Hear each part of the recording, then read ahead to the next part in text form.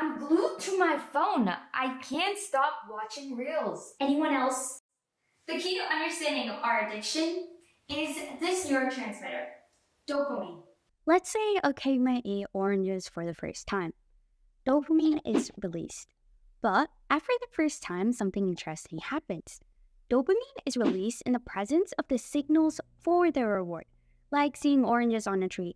This motivates the caveman to go get the orange. Essentially, dopamine helps reinforce the behavior that gets the caveman his orange. So dopamine helps reward us, but more importantly, it helps motivate us to get things that make our lives better. But before we can truly understand dopamine, we need to do some molecular recon. This is a dopamine neuron. In it, tyrosine is converted into dopamine and stored in synaptic vesicles until an action potential signals the neuron to release the dopamine into the synaptic gap.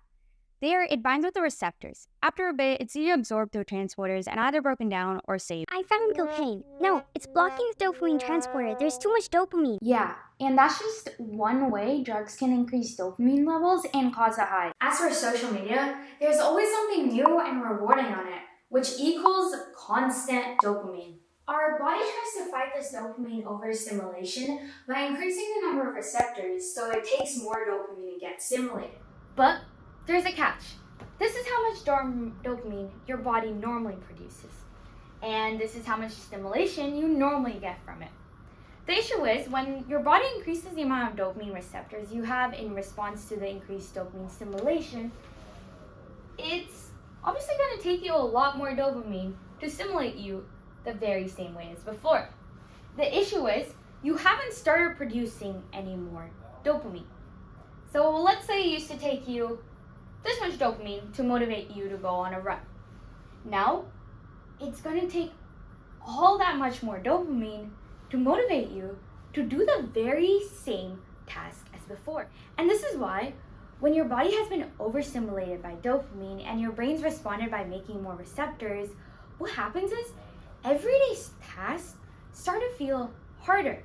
You have less motivation to do the same things as before. And this is crucial to understanding because improper levels of dopamine stimulation have been linked with numerous neurological disorders ranging from depression, ADHD, to even schizophrenia.